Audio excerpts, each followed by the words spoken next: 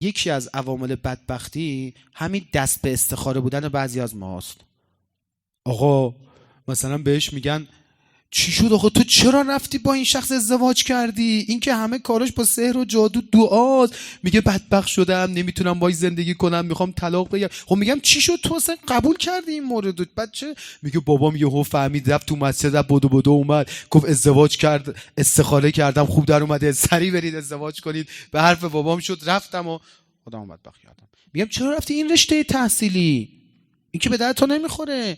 نه دیگه استخاره کردم، استخاره خوب اومد دیگه رفتم. حاجی الان اومدم، همین چند روز پیشو اومدم برم سپاه، اگه میشه نامه بسیج فعال برام جور کن برم سپاه. میگم چرا رفتی اونجا؟ میگه چی یادت گویوار به زنگ زدم گفتم برام استخاره. میگه خب مگه نمیدونم تو برای چی میخوای؟ یا بعضیا متاسفانه دعا تنبل اینجوریه دیگه. آدم تنبل تلاش نمیکنه، هی میخواد دعا کنه.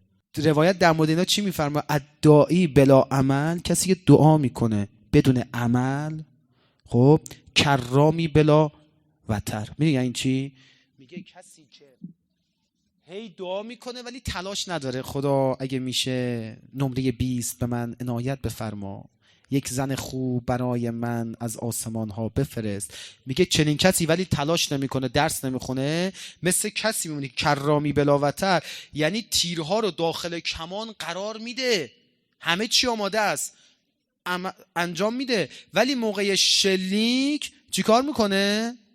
این انگار کمانش ذهن نداره، نمیکشه، همونجوری ولش میکنه، تیر همونجا میفته زیر پاش، دوباره یه تیر دیگه. خدا بابا اینو باید بکشی ولش کنی بره برسه به هدف.